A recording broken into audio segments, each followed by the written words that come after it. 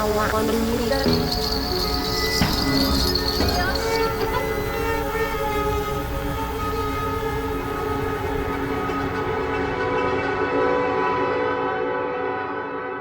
here, good evening and welcome. My name is Juraj, as many of you may know, and I'm speaking on behalf of the FETA Foundation, or Foundation for Emerging Technologies and Arts. Since its founding, FETA has been dedicated to cultivating composition, performance, production, and research in electronic music, multimedia, and experimental art practices. While exploring new ways that technology and creativity can deepen our understanding of the world around us. Our recent projects included a FETA Waterfest that happened this March, celebrating the importance and value of drinking water. But tonight we are delighted to welcome Pedja Kovačević, founder of Soundologia, for a presentation on Soundologia Anthology Volume 3. This remarkable double CD release brings together the work of 17 composers and more than 35 performers, documenting the extraordinary breadth of South Florida's contemporary and experimental music community. The anthology spans acoustic and electroacoustic music, live electronics, modular synthesis, sound poetry, field recordings, experimental jazz, and immersive sound practices, serving both as an archive and a celebration of creative work that is rarely documented within a single curatorial framework. Pedja is a musicologist, curator, producer, and scholar whose work through Soundologia has become an important platform for preserving, contextualizing, and promoting contemporary music practices. This evening, he will discuss the evolution of the Soundologia Anthology series, the creation of Volume 3, and the broader mission of documenting and supporting experimental music communities through recording, publications, festivals, and new commissions. We are grateful for the support of Soundologia and the Miami-Dade Cultural Department, County Department. We are grateful for the support of Soundologia and the Miami-Dade County Department of Cultural Affairs, and we look forward to continuing this partnership when we welcome Pedja back in September for a conversation with Eric Leonardson of the Midwest Society of Acoustic Ecology. Thank you all for joining us. Please join me in welcoming Pedja Kovačević. Thank you, Juraj. Thank you for the great introduction. Let me just share my screen and open the presentation. Okay, thank you. Good evening once again, everyone, and thank you for joining us. Tonight, I'd like to share the story behind Soundologia Anthology Volume 3, not only as a double CD, but as a curatorial project shaped by composers, performers, collaborators, and many listening decisions along the way. Before we begin, I'd like to thank the composers, performers, collaborators, the production team, the FETA Foundation, and everyone who helped bring this project to life. This anthology belongs to all of you, and it's a pleasure to have so many of you with us tonight and all others who will watch the recording afterwards. My name is Pedja Kovačević. I'm a musicologist, curator, and founder of Soundologia. Soundologia's mission is to promote contemporary and experimental music through reviews, feature stories, concerts, and audio and video content. Tonight, I'd like to take you on a curatorial journey through South Florida's contemporary and experimental music community using Soundologia Anthology Volume 3 as a guide. So before talking about the anthology itself, I'd like to explain where the idea came from. As some of you know, during the first year of Soundologia, I spent a lot of time interviewing composers, attending concerts, writing reviews, organizing releases, and meeting artists throughout South Florida. And little by little, I began to realize that something very special was happening here. There wasn't one dominant style or one single direction. Instead, there was a wide range of artistic practice, acoustic composition, electroacoustic music, improvisation, multimedia performance, sound installation, computer and algorithmic music, modular synthesis, noise culture, and more. But what struck me was that these artists and practices rarely appear together within one project. And that's really when the idea for the anthology began.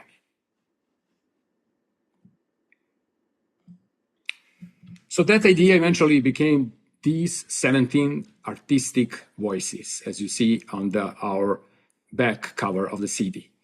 Many of the people joining us tonight became part of the anthology, either as composers, performers, collaborators, or supporters of the project. The idea was simple. What would happen if these composers and sound artists could be heard together within one curated edition? Soundologia Anthology Volume 3 brings together 17 composers and sound artists working across acoustic composition, electroacoustic music, improvisation, multimedia performance, modular synthesis, sound poetry, experimental jazz, and other forms of contemporary practice. Rather than organizing the anthology around one style or one aesthetic, my goal was to present these diversity as part of a single listening experience. And then the next question became, how do we organize all of this? Once these 17 composers and sound artists became part of the project, the next question was, how do you organize such different artistic voices? My first instinct was not simply to separate acoustic music from electronic music. Many of these works blur this boundary. Instead, I wanted to create two complementary listening experiences. Acoustic anthology focuses primarily on works centered on instruments, performers, and ensembles, while electric anthology explores music where electronics, technology, sound art, and experimental media play a more central role. The two CDs are not opposites. They are two perspectives on the same creative community. So we've talked about the idea behind the anthology and the people who made it possible. Before we look at the individual composers, I'd like us to spend a few minutes simple listening. You're about to hear brief excerpts from every work on acoustic anthology.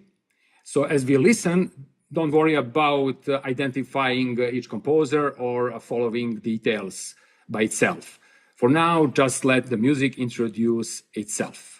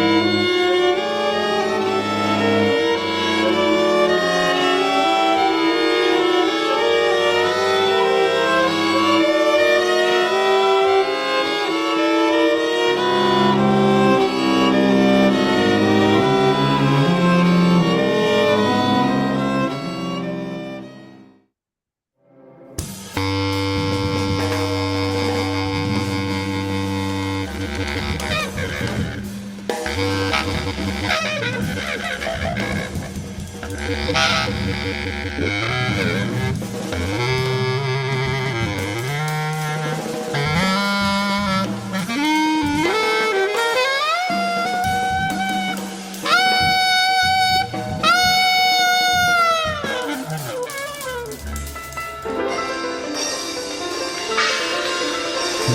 with cacophony, a wretched norm. Distraction is the gateway drug. Lost in no man's land, break the noise. Let silence in.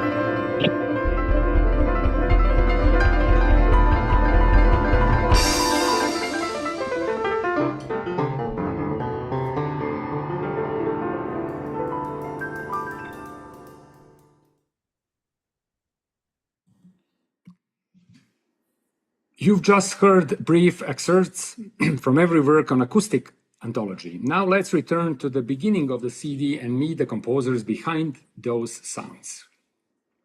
I should also mention that Soundologia Anthology Volume 3 includes 65 pages booklet with illustrations, composer notes, performer bios, and information about each work. And the booklet already tells part of the story.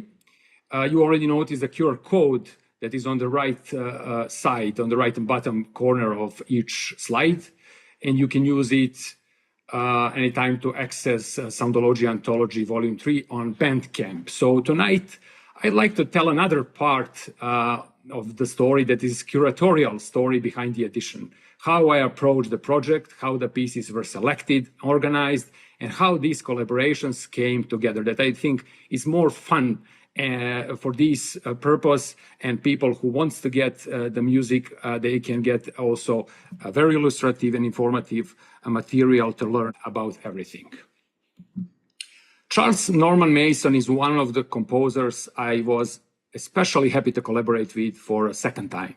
He had already participated in a Volume 2 with Short Circuits. So when I began planning Volume 3, I asked whether he had another work that might fit the anthology. Instead of suggesting just one piece, Charles sent me several recordings and invited me to choose. I spent quite a bit of time listening and thinking not only about each work individually, but also about how it would relate to the rest of the anthology. Eventually, I chose Swagger for amplified bassoon and fixed media, written for bassoonist Gabriel Beavers. What I especially like about the piece is the dialogue between the live bassoon and the electronics. There are moments when the boundary between the acoustic instrument and the fixed media almost disappears. You're never quite sure which sound belongs to the performer and which belongs to the electronics. That interplay was one of the reasons I felt Swagger belonged on this edition. Another composer who explores the relationship between acoustic and electronic sound is Federico Bonacossa, but though a very different musical language. I first got to know Federico's work through the Soundologia podcast, where we spoke about his work as both a composer and theorist, and about his interest in alternative tuning systems. His contribution, Meta 1 and Meta 2, is the only work on the anthology presented in two connected movements. The two movements belong together, but they create a clear contrast. In the first movement, the music unfolds slowly around sustained central pitch with an electronic drone generated through guitar effects pedals. The second movement becomes much more energetic with sharper rhythmic gestures and stronger dynamic contrasts. At times, the guitar is even used almost like a percussion instrument. So after Charles Mason's Swagger, where the dialogue between bassoon and electronics is very direct, Federico's piece gives us a more subtle and meditative relationship between guitar and the electronic layer. Orlando Jacinto Garcia was one of the first composers I invited to participate in the anthology. When I asked whether he had a piece in mind, he immediately suggested Marea Cambiante, or Changing Tide, a work inspired by rising sea levels and written for the extraordinary violinist Mari Kimura. In the booklet, I discuss how Orlando translates the idea into music through gradually rising chromatic figures and the distinctive sound world created by Mari Kimura's subharmonic violin techniques that are tones below the lowest strings, G strings on violin. That is basically she recognized for. What many people may not know is that the final recording involved several production decisions. Orlando had both the dry version and the version with a very long reverb tail. I experimented with different versions before mastering it, and after Orlando compared those versions, he chose the version you hear on the anthology. I enjoyed the process because it reminded me that producing an anthology is not only about selecting music, it is also about shaping how listeners experience it. In Marea Cambiante, something as subtle as the amount of reverb changes the character of the violin sound, but also the sense of silence and resonance, both of which are essential to the piece. I first met Daniel Estrada while we were both studying at Florida International University, where we worked together in Jacob Sudol's music technology courses. Even then, Daniel was moving comfortably between composition, music technology, jazz, and computer science. When I invited him to participate in the anthology, I asked him specifically about the electronic piece, because I still remember it from our student projects at FIU. In the end, I chose Life Is because it created the kind of musical space I wanted at this point in the acoustic anthology. After several works involving electronics or amplified instruments, this solo flute piece brings a different kind of openness and fragility. The music reflects life as an overwhelming experience. It unfolds freely, without a fixed meter, using extended flute techniques such as flutter tonguing, key clicks, breath sounds, and slap tongue. The recording on the anthology is performed by Mario Cesar Del Risco, while some of you may have heard Cassandra Eisenreich perform this work live during the Soundologia Anthology Festival. After several works for solo instrument, with and without electronics, I wanted to change the energy of the program. That is why I placed Dorothy Hindman's ulterior motifs near the center of the acoustic anthology. Although it is the shortest work on the CD, it is also one of the most energetic. Dorothy begins with a brief oboe solo from Beethoven's Fifth Symphony, a passage that had intrigued her for many years. Rather than quoting it directly, she digitally stretches and transforms the sound into a new musical texture. What I especially appreciate is the way she builds the piece through gesture and timbre rather than traditional melody. The music moves through bowing techniques, harmonics, tremolos, and subtle changes in color that gradually shape the form. The recording feature on the anthology is performed by a Morsima trio.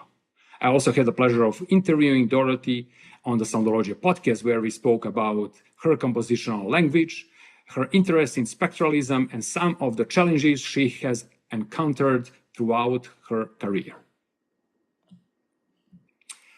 After the intensity of Dorothy's ulterior motifs, I wanted the program to settle into a more contemplative atmosphere.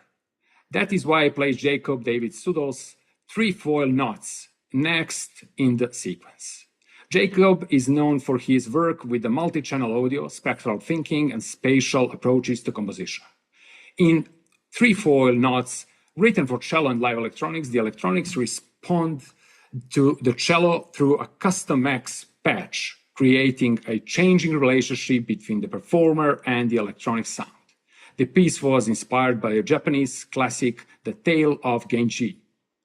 There is also a story behind how this piece entered the anthology. Originally, Jacob and I had planned to include a different work for saxophone, and he even arranged to record the piece in the new studio version while he was in Taiwan. Unfortunately, he broke his leg before completing the post-production, so we had to rethink the plan.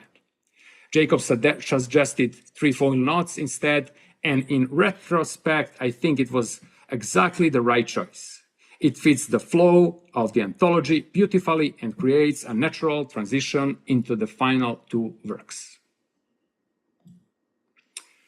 Russ Spiegel is one of the composers I've known the longest. We've collaborated on several projects over the years, including the opera Is This America that Florida International University School of Music premiered with Santa Fe Opera. When I started planning the anthology, I immediately thought of Russ because of his music moves naturally between jazz, contemporary classical music, and improvisation. He suggested Circles, a large ensemble piece premiered several years earlier at the University of Miami. What I didn't realize at that time was that saying yes to one composition also meant welcoming another 17 or 18 performers to the anthology. So if you ever wondered why Volume 3 features more than 35 performers, Russ is partly responsible. One detail I especially enjoyed discovering came while I was preparing the booklet. I kept hearing an unusual metallic sound at the very beginning of the recording, so I finally asked Russ what it was. It was a chain. That small detail captures the character of the piece beautifully. The chain, followed by the impact of the bass drum, opens the work before the winds introduce the slow principal theme that returns throughout the composition.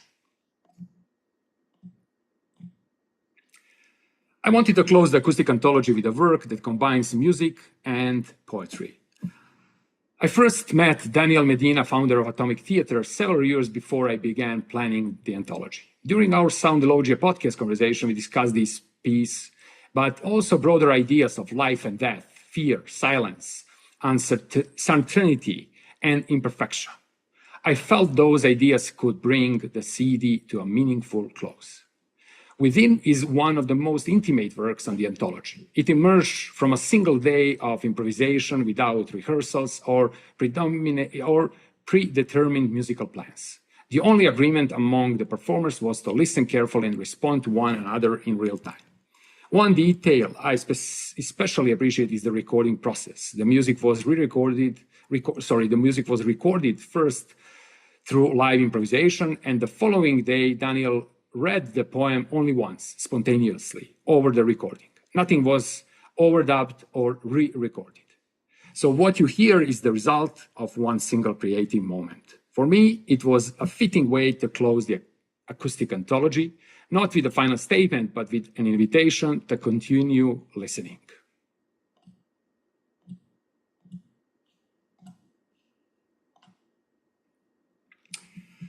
While acoustic anthology begins primarily with instruments and performers, electric anthology invites us to listen differently. Here, sound itself often becomes the musical material. Electronics are not simply accompanying acoustic instruments, they become instruments in their own right. Before we look at individual composers and artists, let's hear brief excerpts from each work on electric anthology.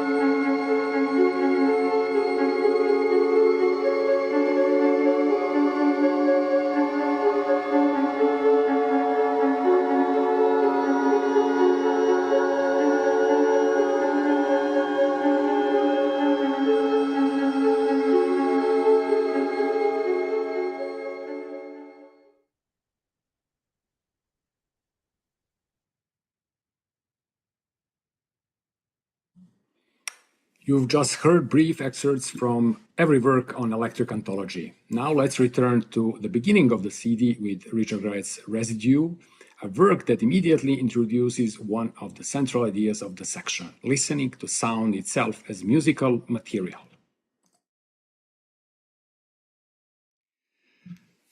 Richard Garet is another artist I've had the pleasure of collaborating with over several years. We first met through the Soundologia podcast, where we discussed his artistic practice and creative process. Later, I commissioned his work Touch for Soundologia Anthology Volume 2, and for Volume 3, I invited him to open the electric anthology with Residue. I felt Residue was the right opening because it immediately introduces one of the central ideas of the CD, listening to sound itself as a musical material that I already mentioned. Rather than beginning with melody or rhythm, Richard invites us into a world of subtle vibrations, electromagnetic signals, tape noise, and other sounds that usually remain in the background of everyday experience. What I especially appreciate is the patience that piece asks for the listener. It encourages us to notice small changes in texture, resonance, and timbre. For me, that made it the perfect way to begin the electric anthology. Gustavo Matamoros was one of the very first guests on the Soundologia podcast. We spoke not only about his own work, but also about the development of Miami's contemporary and experimental music scene from the 70s onward, and the important role of the Subtropic Festival and Subtropic organization. For Volume 3, Gustavo contributed Anatomía de un Deseo, or Desire in Spanish, originally composed as the soundtrack for an experimental movie. While preparing the booklet, I spent a lot of time with the piece because it is built from hundreds of short sound fragments. What caught my attention is that despite its collage-like construction, the mosaic often suggests phrases, poses, and even small cadential gestures. Brief references to classical music, film music, and popular music appear only for a moment before disappearing again. The more closely you listen, the more connections begin to emerge. José Hernández Sánchez is another composer I came to know through the South Florida contemporary music community. Like me, José is also active as a curator, organizing virtual presentations through the MED Foundation that bring composers and sound artists together. Incantation combines electronics, string sounds, and one unexpected instrument, a squeaky toy chicken. I've always enjoyed works that incorporate unconventional sound sources, so this piece immediately caught my attention. What I especially like is the way José balances tension and humor. Darker sonorities are suddenly interrupted by the toy sound, but it never feels like a joke outside the music. It becomes part of the character and ritual of the piece. The next few works explore our relationship with nature and the sounds that surround us. Juraj Kojš is a composer whose work often begins with careful observation of natural phenomena and the sonic possibilities they contain. We've collaborated on a number of projects over the years, including the Soundologia Anthology Festival, where the FETA Foundation was one of our partners. For Boiling Anew, Juraj focuses on one of the simplest everyday actions, boiling water. Rather than treating it as an ordinary sound, he explores two of water's elemental properties, its response to heat and its ability to amplify the sounds of the materials it touches. What I appreciate about this piece is that it encourages us to listen differently. Sounds we normally ignore, steam, bubbles, and the resonance of the pot gradually became the sound itself. Careful listening transforms an everyday sound into a musical experience.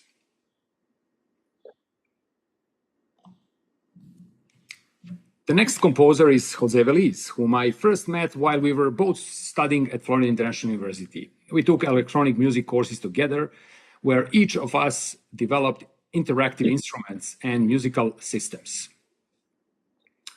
A year later, José joined me on the Soundologia podcast, where we discussed, do we control nature? and I felt it would be a strong addition to the anthology.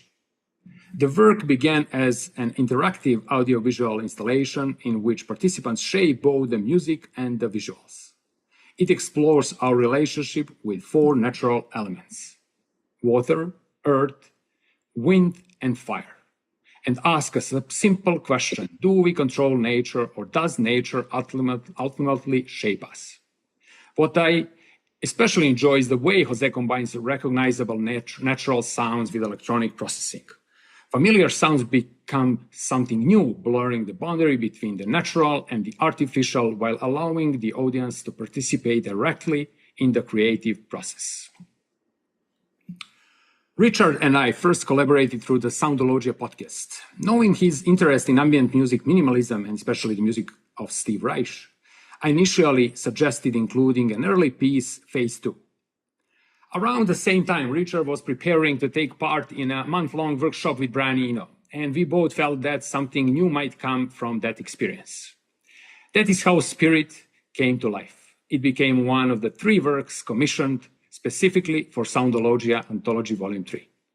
One of my favorite details is how the piece began. While waiting in the lobby of Spirit Airlines corporate offices, Richard started observing the rhythm of people moving through the space. A simple guitar motif emerged from that moment, and from that small idea, he built the composition, combining field recordings, minimalist repetition, and ambient texture. One community I felt was important to include on Volume 3 was South Florida's modular synthesis scene. Until then, I hadn't had the opportunity to feature modular artists through Soundologia, so I started looking for composers actively working with this medium in the region. That is how I met Dr. Chelsea Bruno, who performs under the name Eden Gray. In addition to being a composer, she's also one of the organizers of Miami's modular synthesis community through CV Fricks. I invited her to compose a new work specifically for the anthology, and she also performed at the Soundologia Anthology Festival. Meditation on a Sequence was recorded live on her custom Eurorack modular synthesizer. What I appreciate about the piece is that repetition never feels static. Tiny changes in tuning, filtering, and timbre gradually transforms the music, reminding us that even repetition is constantly evolving. Continuing with live electronic performances, both moving into slightly different musical language, the next artist is Rafa, a Miami-based Puerto Rican multidisciplinary artist. In addition to his artistic practice, Rafa is also an active cultural worker, organizing experimental music events in Miami and serving as assistant director of the Chopin Foundation. Post-op Hibaro Progeny 00 was commissioned by Soundologia Records for this anthology and recorded live straight from the mixer during one of Rafa's performances in Miami Beach. The title brings together 2 important references: post-bop with its connection to jazz, and Hibaro referring to Puerto Rican cultural heritage. The piece combines improvisation, electronics voice, and found sounds into a performance that is constantly evolving. Nothing was pre-planned. The form emerged spontaneously during the performance, making every gesture part of a single, unrepeatable music moment. Fsik Huvnx. Choosing the closing work for the electric anthology was one of the easiest decisions. The first time I heard David Briske's music, I felt it belonged at the end of the program. I actually became familiar with David's work before we ever met. His collaboration with Richard Vergez on the Noir Age label was featured on the Soundologia podcast, and I enjoyed that album so much that we offered it as a free download through the Soundologia website. In a way, I got to know David through his music long before collaboration in person. David, who performs under the name Fsik Huvnx, also joined the Soundologia Anthology Festival as a DJ. So it felt natural to invite him to contribute. An Eye That Breathes was the perfect work to close the electric anthology. Built around a slowly evolving melodic loop surrounded by atmospheric synthesizer texture, it does not feel like a conclusion as much as a gradual exhalation. Rather than ending the listening experience, it gently lets it dissolve into silence. Before we close, I want to briefly acknowledge that an anthology like this is not only a collection of tracks. It also involves sequencing, mastering, booklet preparation, design, communication with composers, performers, and many production decisions that shape how the music is heard and presented. I'm very grateful to Hunter Brown in Berlin, who mastered the edition, and particularly Dimitri Saishami, who designed the booklet and gave the project its visual identity. And as you already know, Dimitri was a part since we founded Soundologia and was artistic director of the Soundologia festival we did last year. All of the composers and artists featured here are independent, and projects like this depend on listeners, colleagues, and communities who believe this music should be documented and heard. The anthology is available on Bandcamp, and any support helps us continue this work through future releases, events, and collaborations. Thank you again for listening. I'd be happy to open now a short conversation, and I'll stop sharing my screen.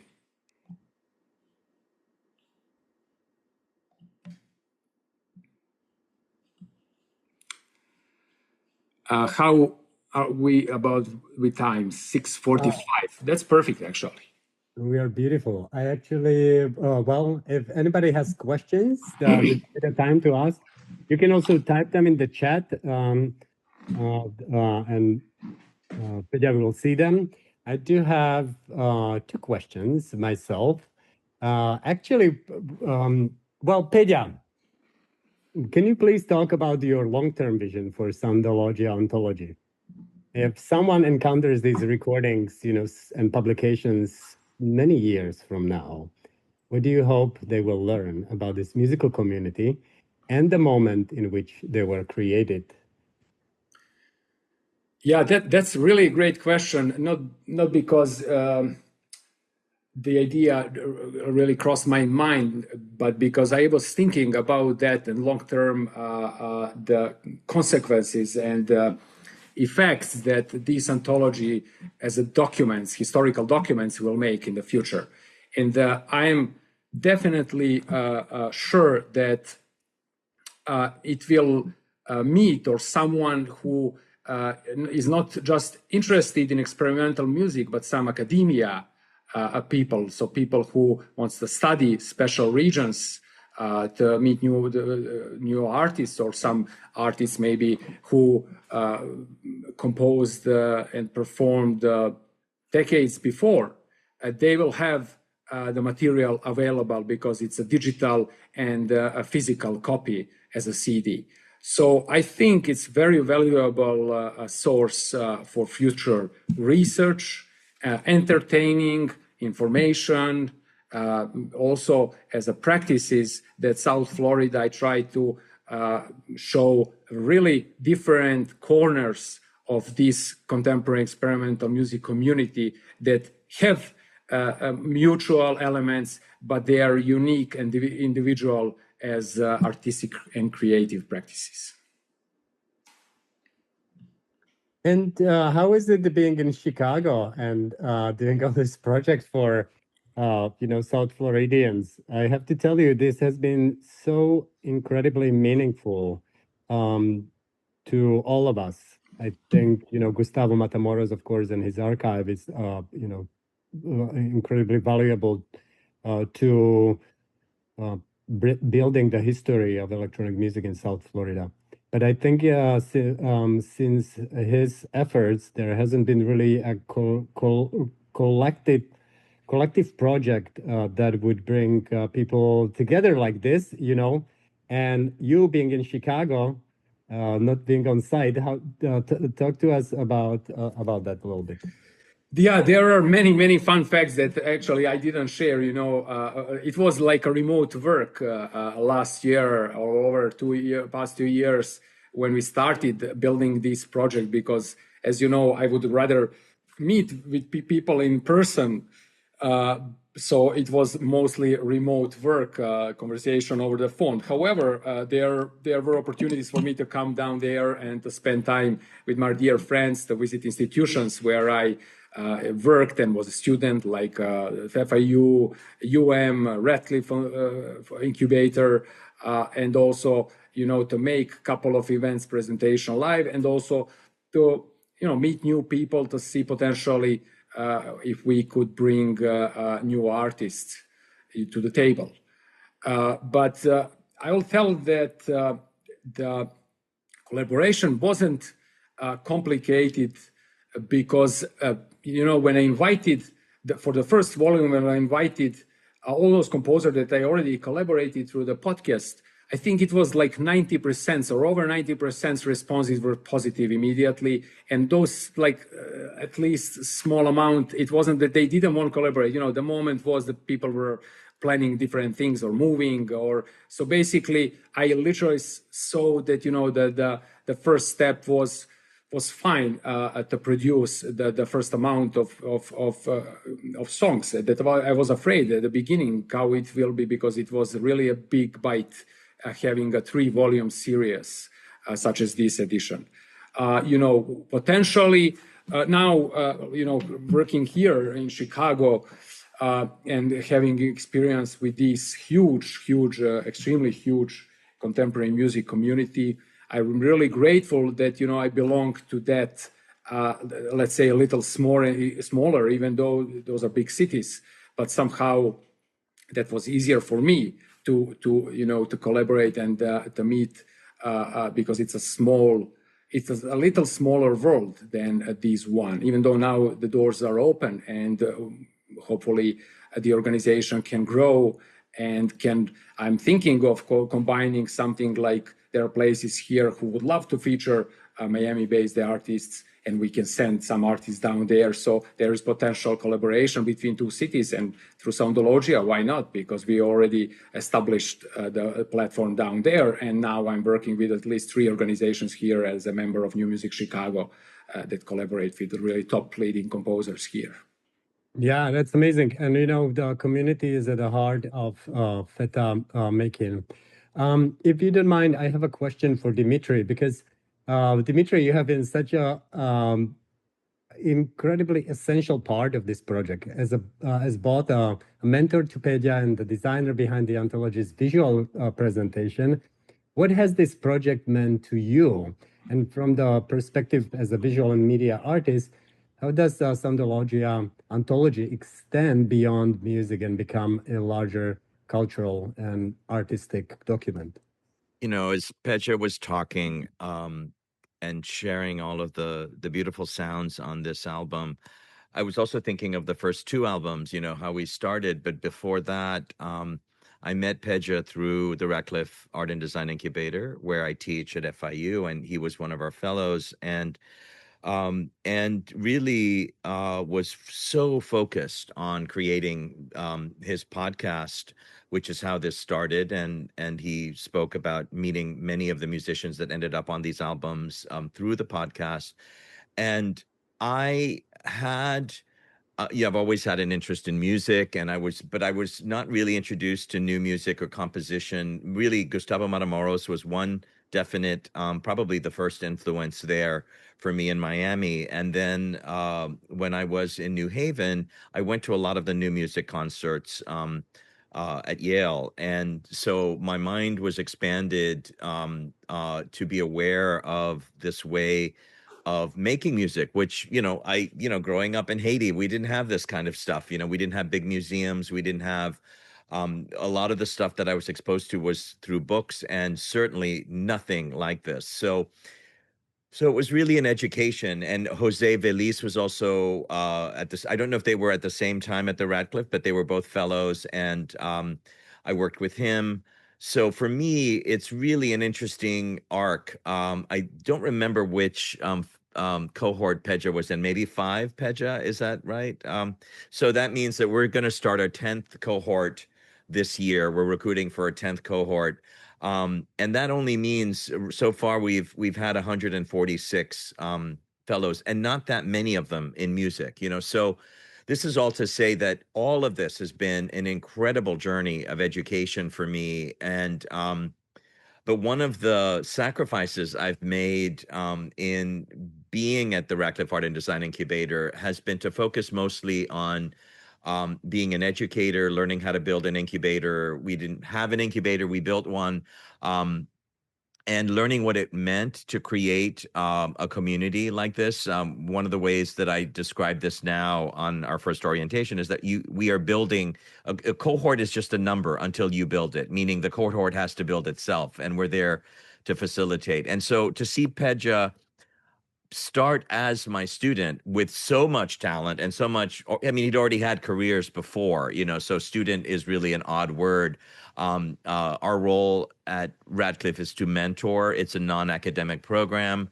And so really it's about flattening that gradient of power and getting really to work together. And one of the ways that I've chosen to do that, each mentor works differently, is to work directly with our fellows in their projects. So whereas my design practice as a professional waned as I became more of an educator, it revived itself by working directly with students in a non-commercial way, obviously, on their projects. And I can't describe how much pleasure and satisfaction it has been to work on a project that started as a podcast, from starting with the logo and the name and, all of this stuff.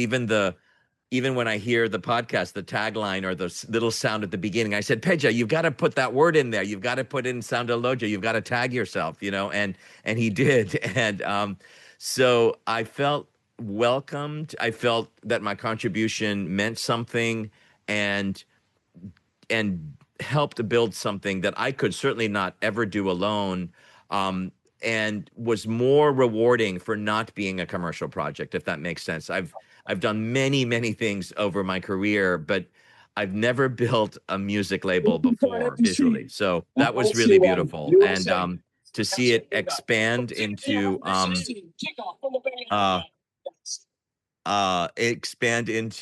we're having a sound performance here, expand into the this beautiful series of albums was really great. And I'm a very practical designer when it comes to these things. I've always been independent and working for cultural organizations, never worked for large corporations. And so I've always thought of how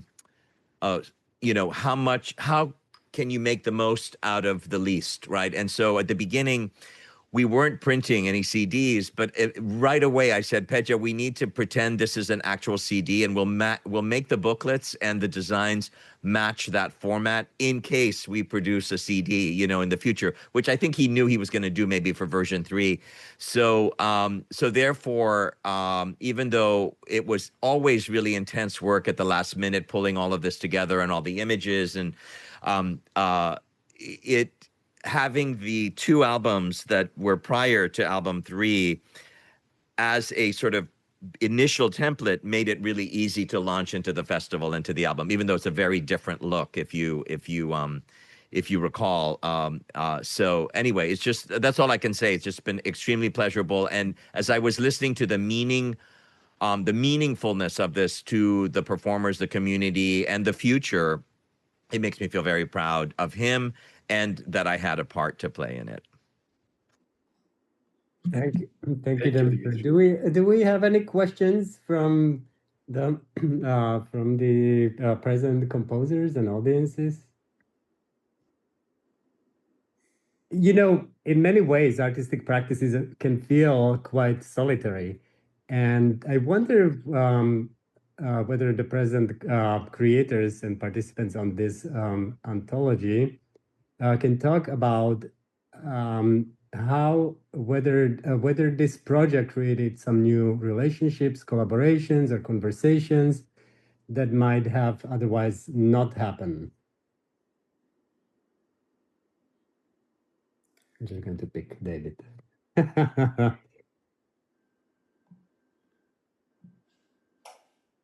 What came out for you, David, out of this project? Me? Yes.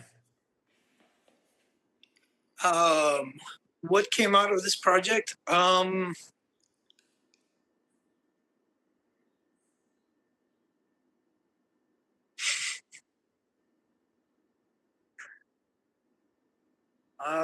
trying to think. I guess just meeting more of the artists, just getting to realize that there's many more musicians in Miami, I guess, that actually, I could consider it more of composers than just, a band or anything. Yeah. I mean, part of being a composer musician is that solitary part, right? And Carlos Guzman has a question and comment like, what can we do to create more opportunities for all South Florida artists to get together and perform, showcase more often? How can we expand these initiatives and keep them happening more often throughout the year? That's a great question, and it's more for Juraj. And but I can give my standpoint, experiencing the practice here. That there are a couple of, I would say there are probably more, but there are a couple of factors or sources. The first is places, venues. That's definitely, as much as you have venues, more venues, you will have more opportunities for artists to come to perform. And if you have like a couple of venues that they run throughout the week, not only Friday, Saturday, that is a big challenge. But that would be one of those. The second is organizations that could apply for grants. That is very challenging process, but it can be a little funded, supported, and people can make a really collaboration. That's a collaborative thing, because when you plan a grant and the budget, you include people. And when I was planning the festival, two of persons here in this group were involved constantly, and the main goal was to bring as many as possible to the table to perform. And so we share everything. We have marketing, we have promotion. That's also the second thing. The third, also important aspect, I would say, is to promote young people, young artists. So if you have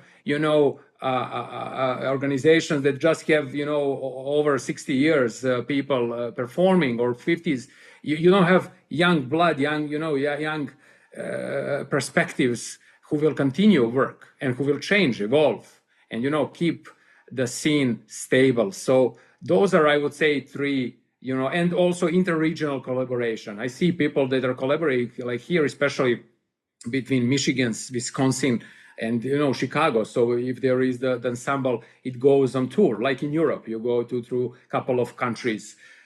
So those are something on my mind that I would share. Carlos, thank you for your question. Thank you. Amazing. Okay. Of course, FETA is all about building community, and we are planning more events in the fall. So if you have a proposal or something that you would like to do and participate, or please email me. I threw my email in the chat. Otherwise, it's JURAJ, my first name at my last name KOJS.net. And this brings us to a little bit of a closure. Before we go, I would like to thank each of you for being part of this Soundologia community. In the spirit of FETA's drinking water theme this year, may we continue to nourish one another through collaboration, kindness, and shared creativity, helping new ideas and one another to flourish. And thank you all for being here. I see new people arriving. I think we maybe got some E.T. E.T. didn't really make it to the announcement. I mean, it was there. Well, we did record this session, and it will eventually be available on YouTube, and we will share those links with all the participants who registered on Eventbrite. Wasn't that just the rehearsal? Aren't we now starting the actual program? Oh, yeah, all right. Cheers to that. Yes. Hour number 2.